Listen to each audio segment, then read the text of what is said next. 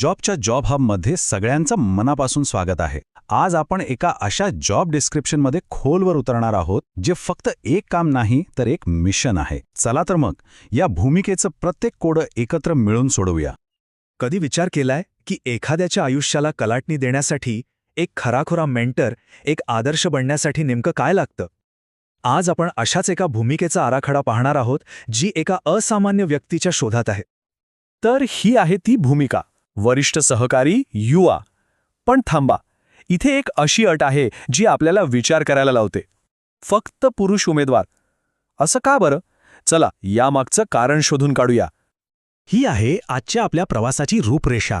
या 6 टप्प्यांमधून जाताना आपण या भूमिकेचा प्रत्येक पैलू उलगडून पाहणार आहोत आणि समजून घेणार आहोत की ही भूमिका इतकी खास का आहे. चला तर मग आपल्या पहिल्या भागाकडे वळूया. या भूमिकेला नायकाचं कार्य असं का म्हणता येईल? कारण या कामाची व्याप्ती प्रचंड आहे आणि त्यासाठी लागणारे गुणही तितकेच विशेष आहेत. जरा या ठिकाणावर एक नजर टाका. जयपूरच्या तेजस्वी रंगांपासून ते श्रीनगरच्या शांत खोऱ्यापर्यंत, अलिबागच्या किनाऱ्यापासून ते वाराणसीच्या घाटांपर्यंत, ही फक्त शहरांची यादी नाही तर आपल्या देशाच्या विविधतेचं, इथल्या वेगवेगळ्या संस्कृतींचं एक जिवंत चित्र आहे. कल्पना करा, इतक्या वेगवेगळ्या वातावरणात आणि समाजांमध्ये काम करणं किती मोठं आव्हान असेल. आता आपण पाहूया की या नायकाच्या भात्यात कोणती व्यावसायिक साधनं म्हणजे पात्रता असायला हवी. ही फक्त एक चेकलिस्ट नाहीये, तर या आव्हानात्मक कामासाठी लागणारी ती अत्यंत आवश्यक हत्यारं आहेत. या भूमिकेचा पायाच आहे उच्च शिक्षण. पण मास्टर डिग्रीची गरज का? कारण हे काम वरवरचं नाही. इथे मुलांच्या नाजूक मनाचा, त्यांच्या सामाजिक परिस्थितीचा खोलवर अभ्यास करूनच काम करावं लागतं. पुढची अट आहे कमीत कमी 3 ते 5 वर्षांचा अनुभव. हा फक्त एक आकडा नाहीये, तर हे उमेदवाराचं समर्पण, त्याची चिकाटी आणि त्याची सहनशीलता दाखवतो. आणि हो, हा अनुभवही काही सामान्य नाही.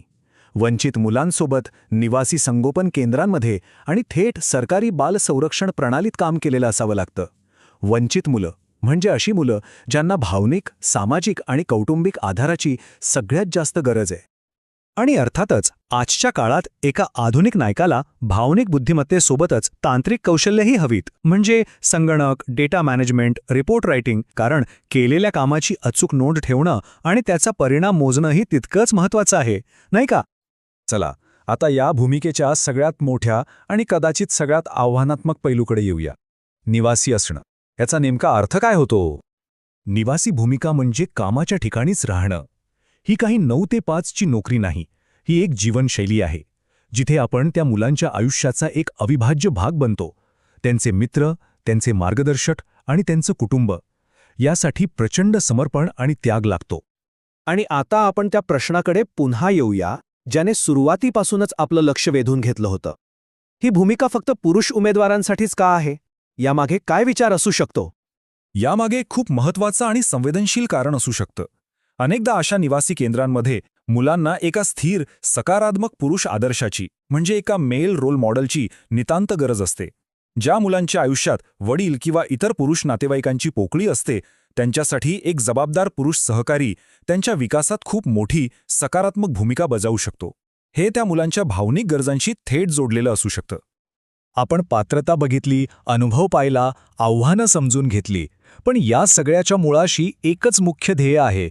या भूमिकेचा अंतिम उद्देश काय आहे? चला पाहूया. तर हा आहे कळीचा मुद्दा. संस्थेच्या बाल संरक्षण धोरणाशी पूर्णपणे वचनबद्ध असणं हे या भूमिकेचं हृदय आहे. नैतिक आधारस्तंभ आहे. प्रत्येक कृती, प्रत्येक निर्णय हा फक्त आणि फक्त मुलांची सुरक्षा आणि त्यांचं कल्याण यांनाच प्राधान्य देऊन घेतला गेला पाहिजे. यात कोणतीही तडजोड नाही. आता बोलूया या भूमिकेच्या वास्तविक परिणामांबद्दल. या पदावर काम करणारी व्यक्ती मुलांच्या आयुष्यावर किती मोठा आणि सकारात्मक प्रभाव टाकू शकते याची आपण कल्पनाही करू शकत नाही. जर हे सगळं विश्लेषण ऐकून आतून कुठेतरी वाटत असेल की हो, हे काम माझ्यासाठीच आहे, तर पुढचा मार्ग अगदी सोपा आहे. जर पात्रता आणि आवड जुळत असेल तर अजिबात वेळ घालू नका. ही आहे ती संधी आपल्या प्रेरणाला कृतीत बदलण्याची. ज्यांना या महान कार्यात सहभागी व्हायचं आहे ते या ईमेल आयडीवर आपला अर्ज पाठवू शकतात. तर आज आपण फक्त एका नोकरीचं विश्लेषण नाही केलं, तर एका ध्येयाची, एका समर्पणाची गोष्ट पाहिली. आता प्रश्न हाच आहे की हे आपलं ध्येय असू शकतं का? जॉबच्या जॉब हबला सबस्क्राईब करायला विसरू नका. भेटूया पुढच्या वेळी.